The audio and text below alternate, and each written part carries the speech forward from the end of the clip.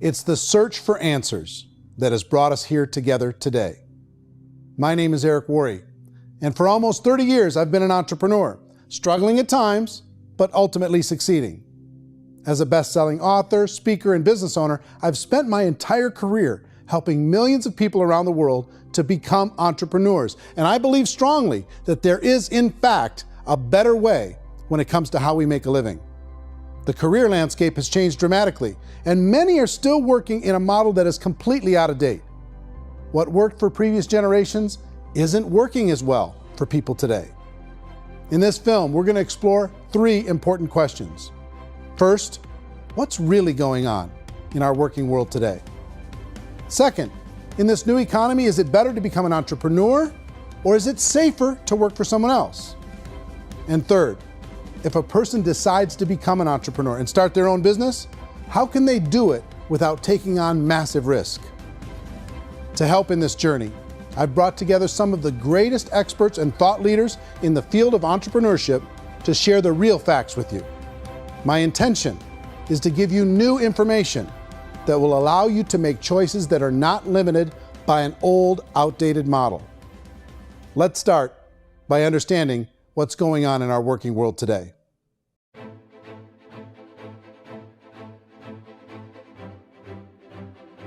Let's look at unemployment. 30–40% of the people are honestly not working, but would be working. What our government does is if you haven't found a job in 6 months, we don't call you unemployed. We pretend you dropped out of the labor force. I've often said that unemployment, particularly structural unemployment, that's unemployment due to technological changes, is the first sign of economic growth. Think of it, 10 people live on an island. They go out every day and fish. One day, new technology shows up. A missionary brings them a net. Now, using the net, one pilots the boat, one throws the net. 2 fishermen can do all the work 10 used to. That's a 500% increase in productivity, 2 doing the work of 10, in one day. You don't have to learn a lot to learn how to throw a net instead of throw a fishing line. The island's got a big problem, 80% unemployment. But the island still has all the wealth of the fish because the 2 people produce as much fish as 10 did. Now, of course, looking back in history, these changes used to take thousands of years. And during that time, we went into farming and transportation. Some of us became doctors and some teachers and lawyers, and we developed all these new professions and new manufacturing jobs. Today, these changes are occurring literally in one day when a new technological advance occurs, and we don't have the social structures to deal with it or to retrain the unemployed people. So one of the things that I think is interesting as I travel across the country and really travel around the world is the way that we work and the way we get paid for work is changing pretty dramatically. On a global basis, everything is being turned upside down because of the rapidly advancing technologies. They are eliminating many jobs, and we have been left with many people not prepared for the jobs that exist. A lot of demand in public companies was to squeeze out all the fat and to get just as much margin as we possibly could, and fat equals humans. So this idea of job security in information age is so obsolete, but it's still taught inside our school system, and that's where the problem starts. There's no financial education in the school system, and people are still trained to be employees to work for that paycheck. This is a chart on the middle class. What's happening in the middle class, those that went to school, their incomes have been coming down for years. And parents still say to their kids, go to school, get a job. Now what happens to all those middle class people who are dropping off the ends of the chart? Well, they become what's called working poor. And this is what happens to working poor. But they say poverty is ending. Well, poverty may be ending, but working poverty is going up. And this is food stamp usage. So food stamp usage in America is going through the roof right now, because people cannot earn what they call a living wage. Most people have experienced financial pressures that I think are probably greater than they have been in the past. If you're not working for yourself, then it's going to be a pretty hard road for a lot of people. Today, if you're going to control your future, the 40-40 plan is gone, where you can graduate from college and get a job and work for 40 hours a week for 40 years. That day is gone. So some of these charts actually tell you what's going on. And this is a really interesting one, you know. People are going back to school because if I go back to school, I'll get a nice job. But this is what's happening to, it's called Sallie Mae, which is the student loan guys. student loan is going through the roof. It's now over $1 trillion, and student loan debt is worse than credit card debt. So when people stopped using credit card, the government got people into student loan debt. And the problem with student loan debt is you can never be forgiven. See, with credit card debt, you can declare bankruptcy and all's forgiven. But student loan debt, you can declare bankruptcy, you still owe it. It's the worst of all debt. But this is the next picture. Look at this chart here. This is what's happening to wages of college graduates. It's going down. So you go to college, you rack up all this debt, but you earn less money. Now, that's not that intelligent. Average person who's been working a lifetime in America today is ending their lifetime at 65 with about $41,000 in assets. They earned just enough to survive. I think in the United States we have something like 17 trillion in debt. That's just the federal government debt. We got another 2 in municipal and in other, let's call it almost 20 trillion government. We've got 40 trillion in private debt. That comes up to close to 60 trillion. When you then add something we never had before, what you were talking about, when we look at the unfunded portion of Social Security and primarily Medicare, Medicaid, that at the most conservative estimates from outside firms, Kleiner Perkins, 67 trillion and growing. That's more than all our other debt. There's less conservative estimates that say it's 84 trillion or higher. I added up conservatively $127 trillion in total debt. Debt is a financial drug. When you take it to excess, it's like taking a drug. Yeah, it makes you feel better, it enhances your performance, but at a huge cost, eventually it kills you. And so that's what happens. We keep doing more and more debt, and you get less and less results, just like a drug, until the debt gets so high that it crushes the whole system. That's where we're at, 8.2 times GDP. You know who I feel sorry for? I feel sorry for the person who dreads going to work, who is sick to their stomach on Monday morning, who hates their alarm clock, who gets a little glimmer of hope on a Wednesday because it's hump day and says, thank God it's Friday. And they live for those 2 days a week where they get to be themselves and they don't have to be around people they don't like, and they don't have to play the political game in the office, and they don't have to live this half life. The person that works 50 weeks a year just to be able to have the 2 weeks for vacation. And you know what happens to most of them nowadays? They don't have a vacation. They have a staycation. They have time off of work, but they don't get to go where they want to go because they're overextended. They've got all this debt. They got all this situation. They hate their alarm clock. They can't sleep until they're done. They have to spend most of their life in traffic. I feel sorry for that group of people because there's a better way. They just don't know it. I see this really interesting attempt at rugged individuality in a 6x8 rectangle.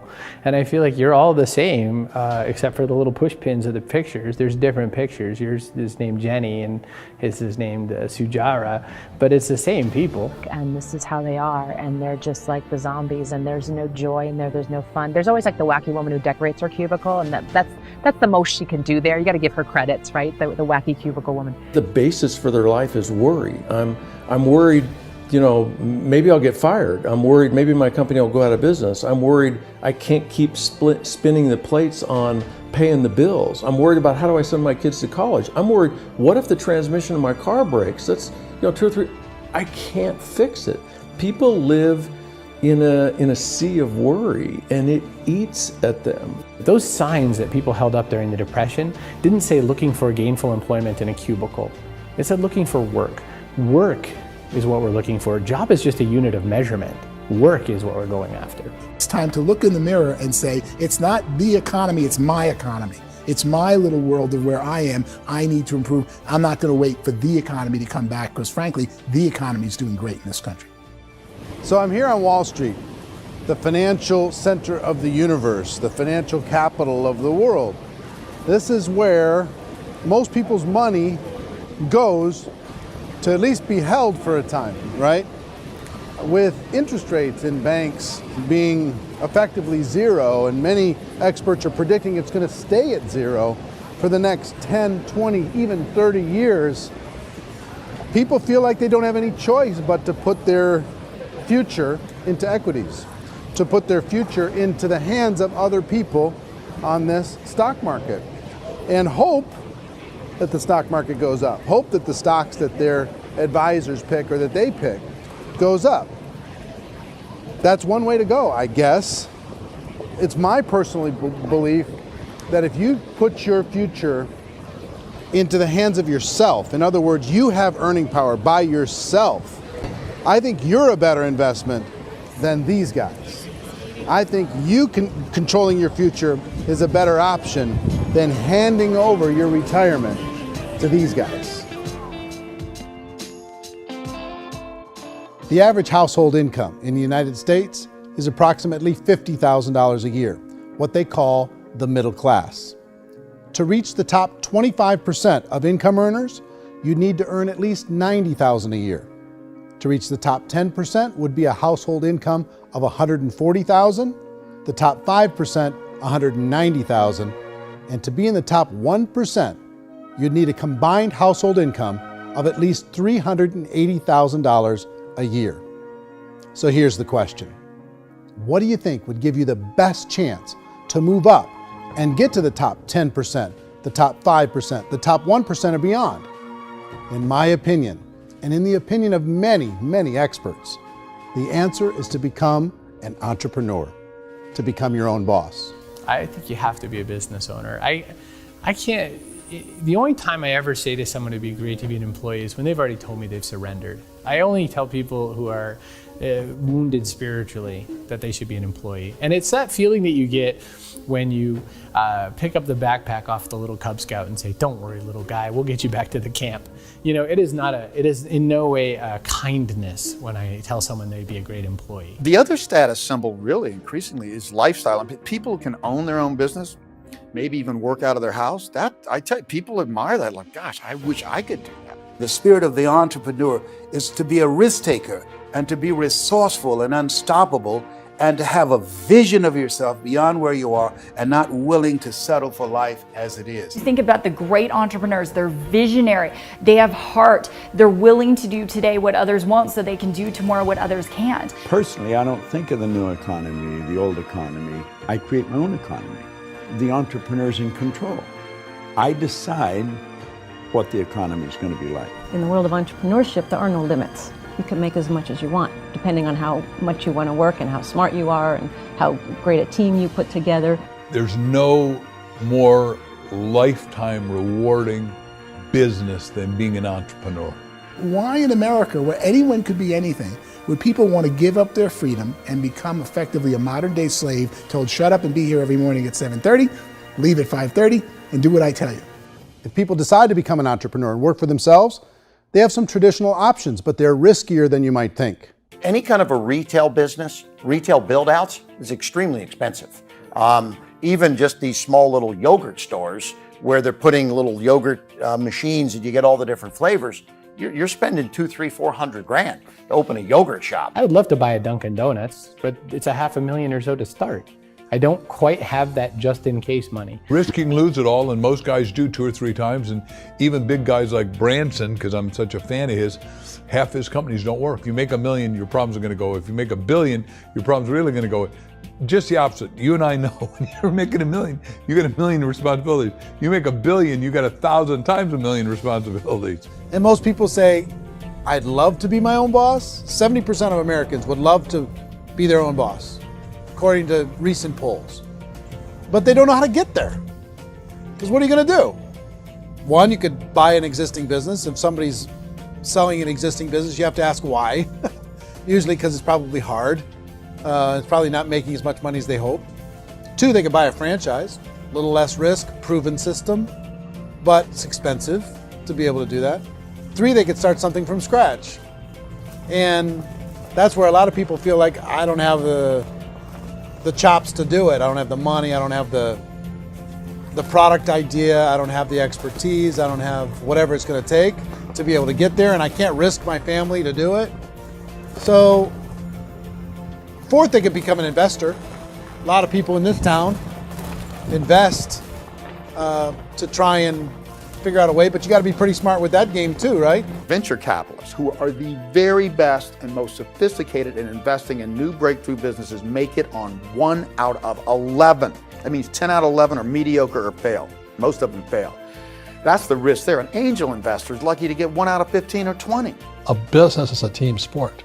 Like, I have to have accountants, I have to have engineers, I have to have system designers, I have to have sales, marketing, I have to have accounting, I have to have mission statements, I have to have legal and all that. The average Joe Schmo, even me, I go out there, I don't have the skills to put a business together. I think the bottom line for the 4 traditional options is they take money, sometimes a lot of it. They take expertise, and they take time.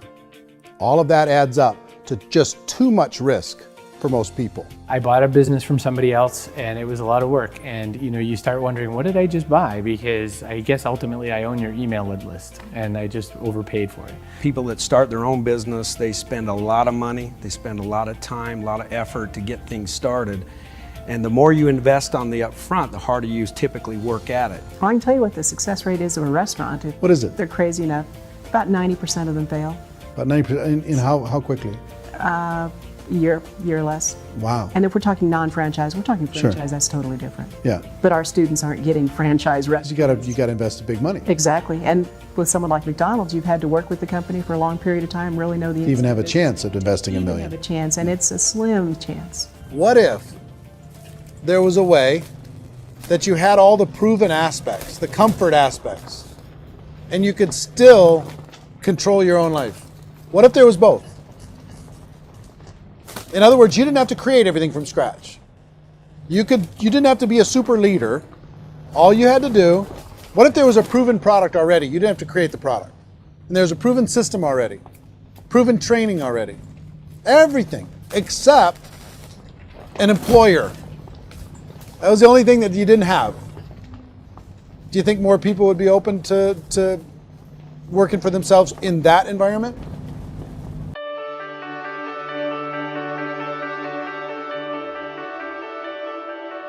In our search for a better way to make a living, we've come to the conclusion that becoming an entrepreneur is actually safer than being an employee. And through our look at the entrepreneurial options, one particular path kept coming up from expert after expert. And I think most people will find it surprising because it's certainly a non-traditional business model. That model is for people to start their own business and become an entrepreneur through the creation of a network marketing business. Some people call it direct selling because the product is being sold directly from the manufacturer to the end consumer, cutting out the middlemen. Other people call it multi-level marketing, or MLM, because there are multiple levels of commissions paid. The most common term today is network marketing, because network marketing best describes using a large group of independent distributors, independent entrepreneurs, to move a product or service more efficiently. So my friend here, Donald Trump, and I, we always write about the network marketing industry. And the reason we support the network marketing industry is because it really is a business school for entrepreneurs. Because most people come out of school looking for a paycheck. Oh, that's terrible. I would go into network marketing like that. I think if it didn't exist, we should invent it. It is that good. I think direct selling is a great way to do business today. It's very easy to get into that industry, and you can be self-employed, be in effect an entrepreneur. When we see multi-billionaires adding network marketing companies to their portfolio of companies, that would be a clue. When we see people who are very famous authors and very famous business people endorsing the industry, that would be a clue. These network marketing companies aren't $50 million companies, they're billions and billions of dollars. They lead the stock market, they're major companies. When we're going to get it? And you're going to school to work for a paycheck, but if you want to be rich, be an entrepreneur, and network marketing gives you the spirit to be an entrepreneur. A traditional company will spend up to 50% of their total revenue on marketing. Network marketing companies use a different approach. Instead of having all that extensive marketing expense, they utilize a network of independent distributors to do the marketing for them. Now, why do they do this? First, because word-of-mouth advertising is so much more effective today than traditional media advertising. Second, some products need to be explained or demonstrated and an independent salesperson can do that more effectively than an ad campaign. Third, it's completely efficient. The company only pays for the marketing of their product if a sale happens and not before. Imagine if Amazon allowed you to become an independent distributor and paid out 40% of its revenue to that distributor group. All you had to do as a distributor was recommend a product, and if a person bought it on Amazon, Amazon would take care of all the logistics and you'd get paid for bringing the customer. Now imagine you got paid for every purchase that customer made for the rest of their lives. Well, Amazon doesn't offer this option, but network marketing companies do. 85% of all buying decisions in our society are made as a result of word of mouth or reputation. We're recommending things to each other all the time. You know, who's your dentist? Who's your doctor? Who's your lawyer? What detergent, are you using? What legal system are you using? What product are you using? We're talking to each other about the things that we love anyway. When you go into a big box retailer, you're lucky if the clerk looks you in the eye, much less gives you any detailed or accurate information about what you're purchasing.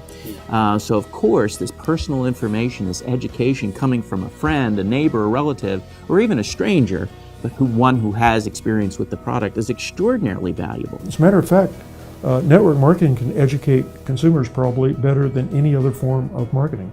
It certainly can do better than advertising because advertising usually has a certain hype to it and you can only get limited information.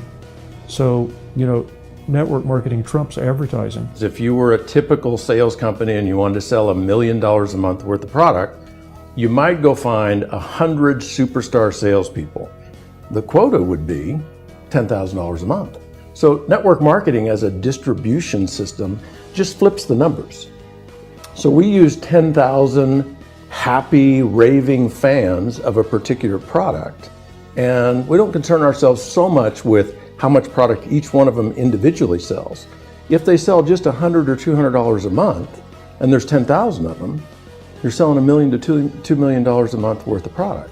And that's the best way I can explain how network marketing works. This is the marketing arm of the company. There's not money being wasted on bricks and mortar. There's not money being wasted on inventory that's sitting stagnant somewhere. There's not of employees standing around that don't have customers. These are people that are going to connect with customers. These companies allow people to become independent distributors for extremely low cost and with no minimum time or sales quota. Essentially, they own their own business and can provide as much or as little sales as they choose.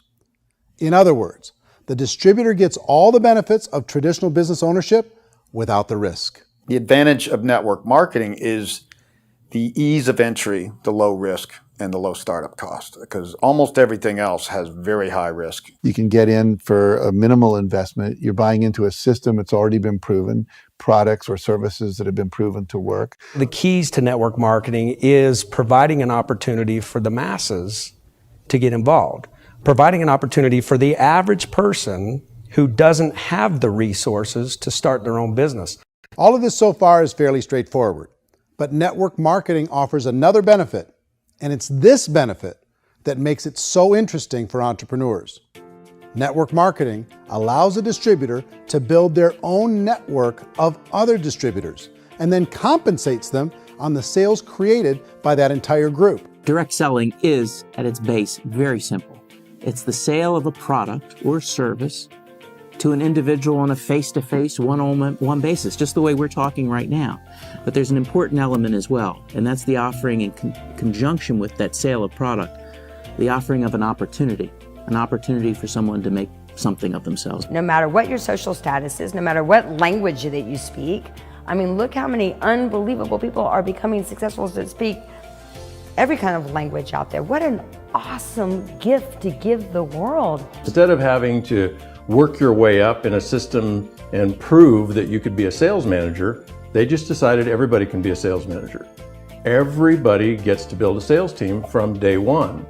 And so what that brought into the system of growth as a direct selling company is the concept of compounding or geometric progression. Because now you can actually grow a sales force very quickly because everybody is enrolling people in their own sales force. People who are like, oh, this is weird, I'm building a sales team, or what do you think you do at a regular company? How do you think a regular company works? Network marketing is the only industry that doesn't say your past determines your future. It looks at your past and says, okay, now what can we train you to do so you can have a great future? Every other employer out there wants to exploit you for what you already know, not teach you something new. Network marketing has the potential to save the United States and the world because it's going to teach people not to be employees, but to be entrepreneurs.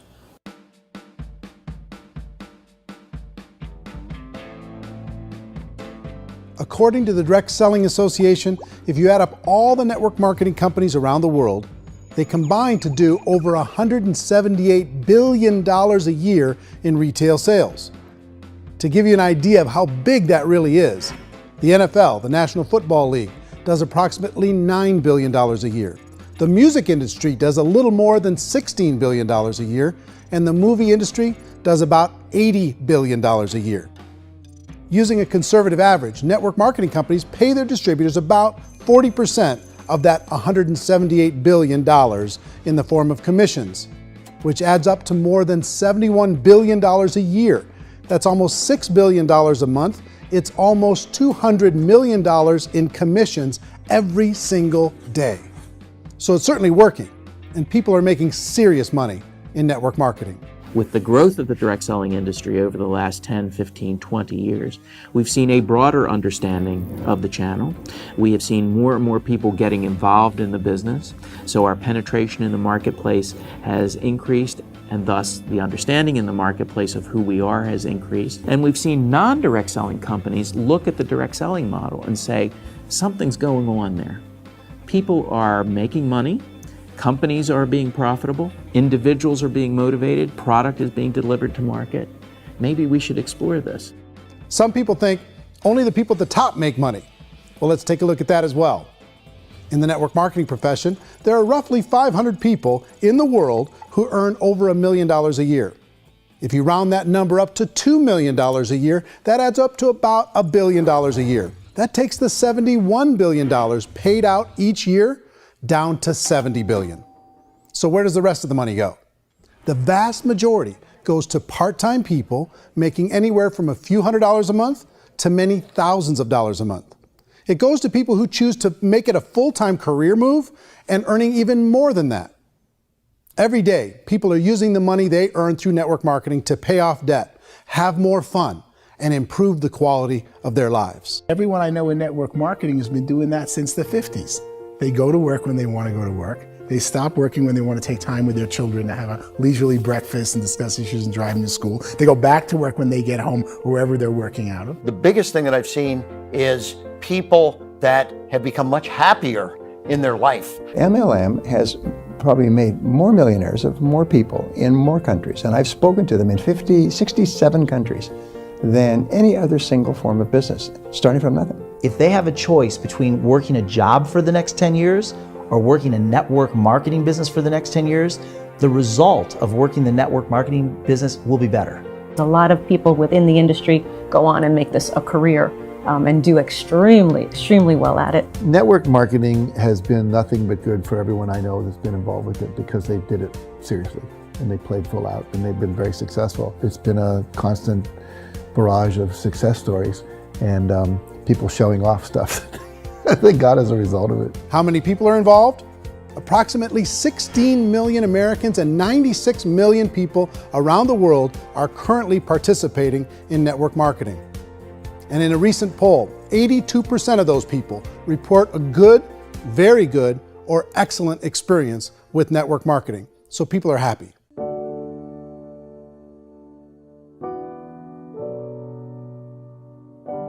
So I've taken a look at the network marketing profession and really tried to understand why so many people are confused as to the validity of this as a business.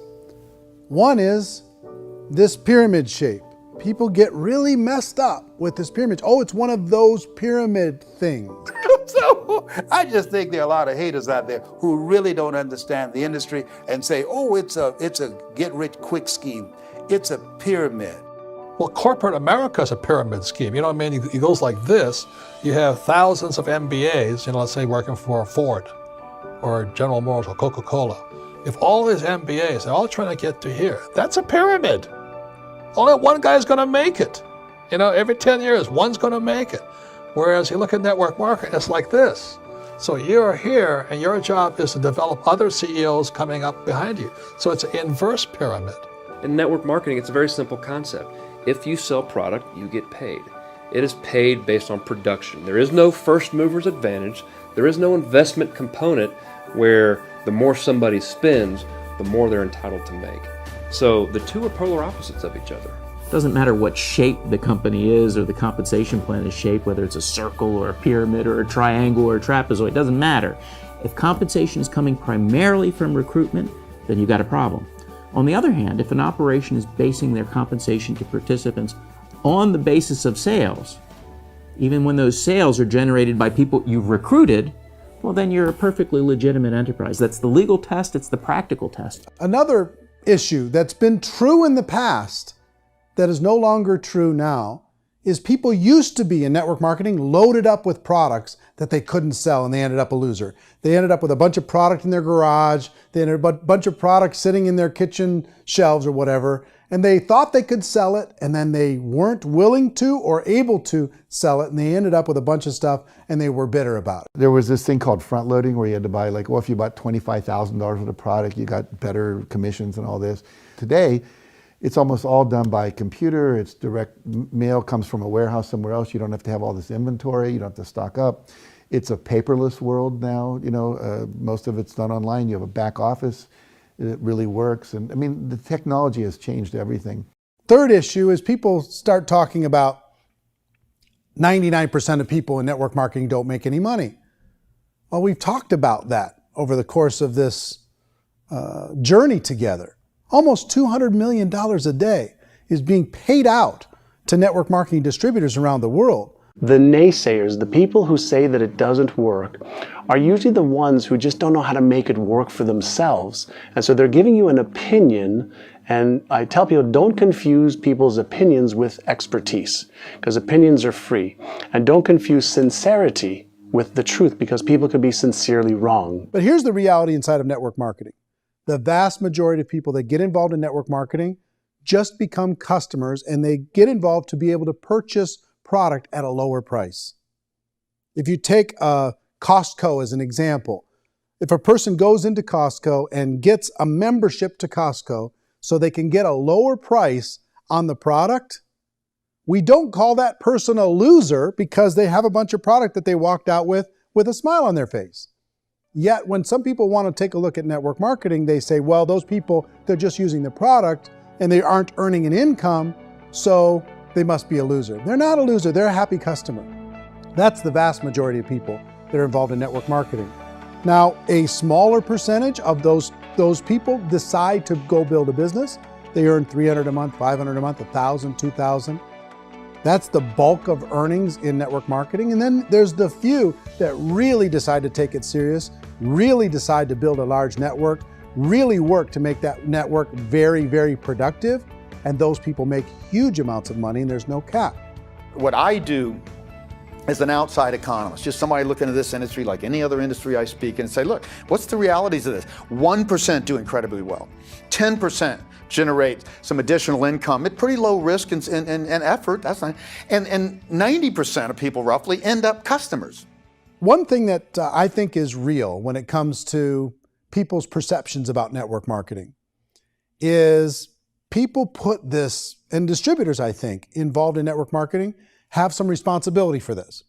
They have sometimes unrealistic claims about the product or about the income. Most people who become distributors, they want the money, they want to be successful, but they don't have the skills. They don't know what to do. And when people don't know what to do and they're in a new business, they're scared. And when they're scared, they panic and desperation kind of sets in. So they think everyone they talk to has to get in.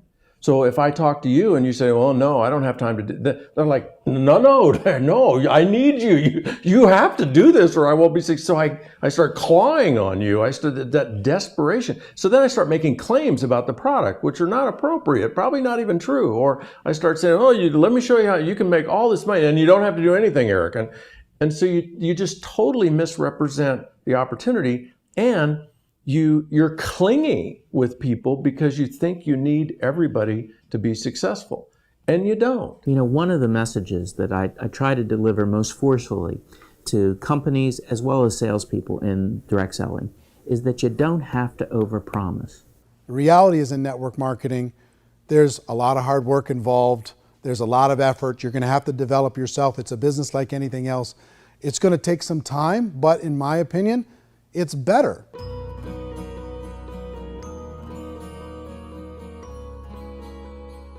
It's light years better for people starting today than it was even 5 years ago. I think it's more widely accepted now, and people understand it is a business. It is being an entrepreneur. It is being a business owner. Our belief system is based upon our evaluation of something, and frequently if we reevaluate a situation, our belief about that situation will change. The industry has changed and it's grown up. It's totally transformed. You've got young people today that have grown up with social media, and they understand networks. They understand how people are connected through technology, and they understand how money flows through those networks. So when they see network marketing, they don't see it the way their parents saw it. And we've all learned, the larger industry that you represent, has all learned from those mistakes and flaws and errors that have happened early on. Early algorithms didn't work the right way. That's all fixed.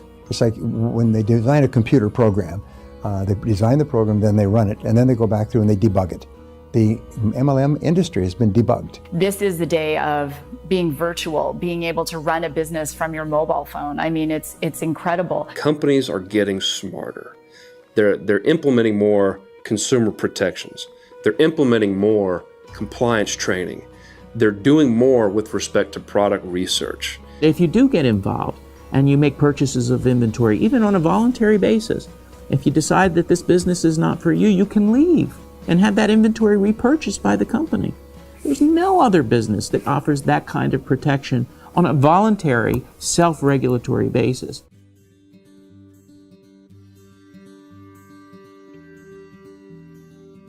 If you decide to look further into a network marketing business in order to generate more cash flow for your family, I would recommend reviewing the following 4 elements. First is the product or service. And on the product or service, I would ask 5 important questions.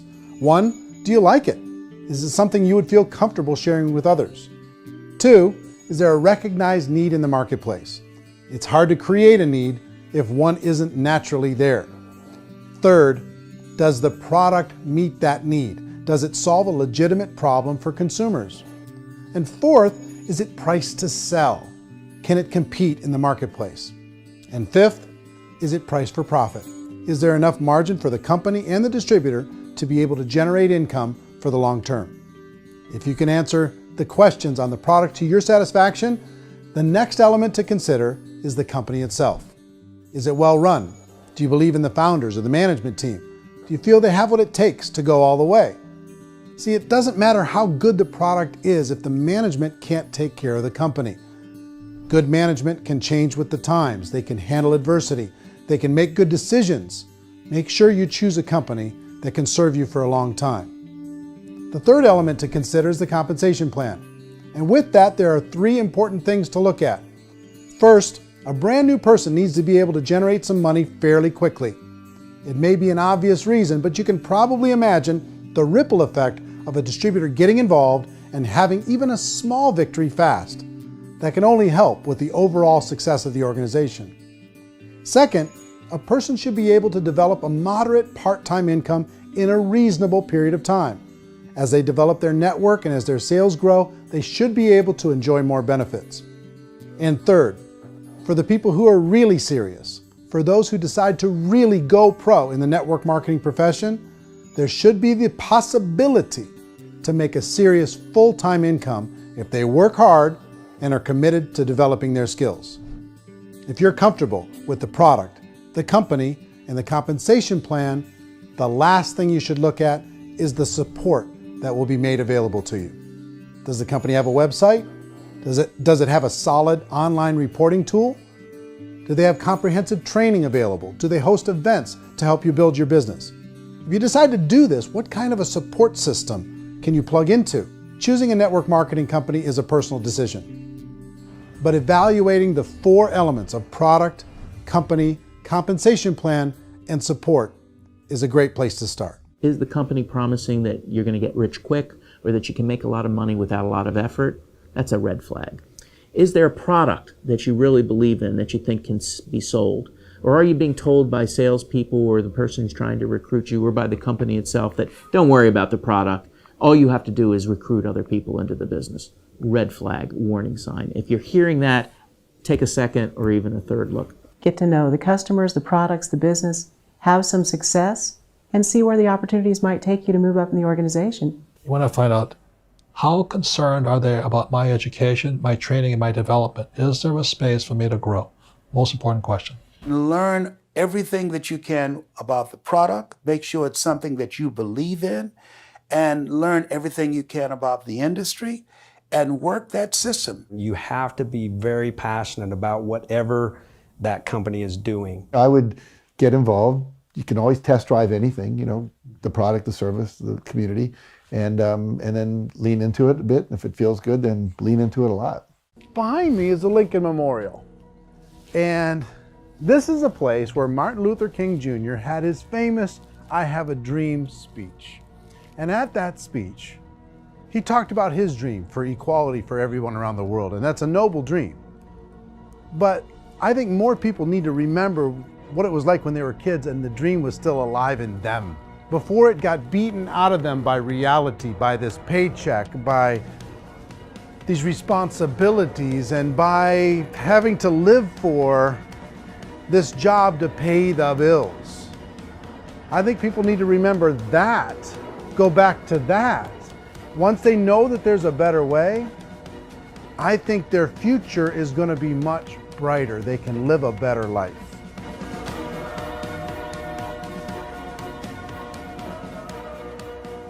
So if you're considering getting involved in a network marketing company, let me offer you just a few pieces of advice. First, network marketing isn't perfect. It's emotional, it's challenging. Like any entrepreneurial venture, it can have its up days and its down days. But if you have an entrepreneurial bone in your body, it's just better. Second, if you're gonna do it, decide to be professional. Decide to go pro. It's better to do that than just be this amateur sticking your toe in the water. Third, as any professional, you're gonna have to learn some new skills. And I promise you, inside of the network marketing profession, they're not too difficult to learn. Fourth, like anything worthwhile, it's gonna take some time.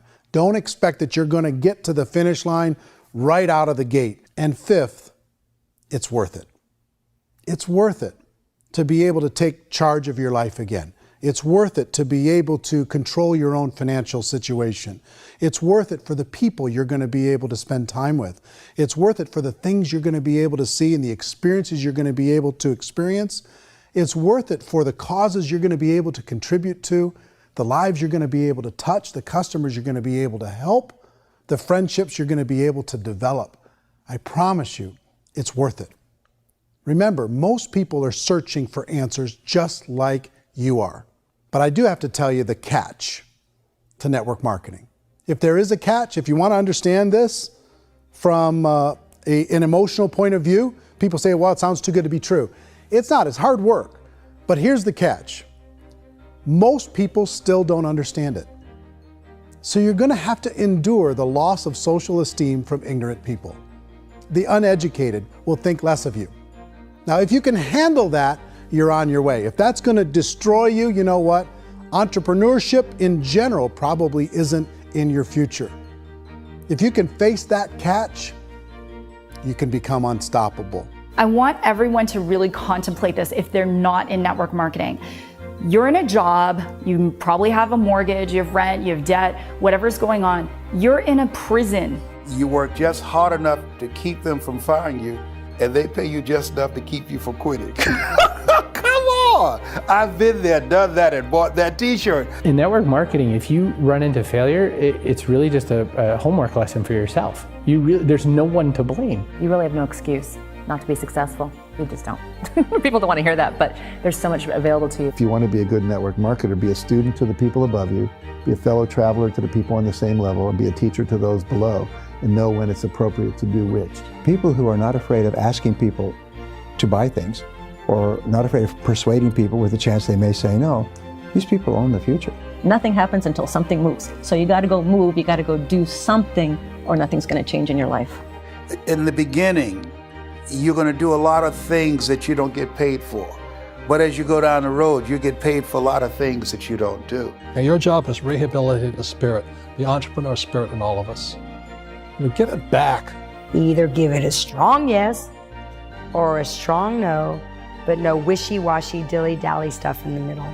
There's dreams and there are nightmares, but I believe that the biggest nightmare of all is when you don't pursue your dream. You're going to see some monumental growth in this profession. It's an exciting, exciting time to be involved with the network marketing profession. The next 10 years, I see just exponential growth. When that tipping point comes, it's not a matter of asking somebody, have you ever heard about network marketing? You're really asking them, which company are you building your wealth in? We are here to fix the world, to improve relationships with other people, to improve other lives.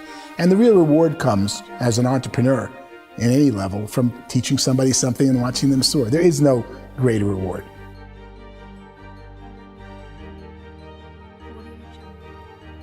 Life's too short to spend it living someone else's dream instead of your own. It's too short to spend it living at a fraction of your potential. Can being an entrepreneur be a challenge at times? Sure. But here's what you get in exchange. It can be yours.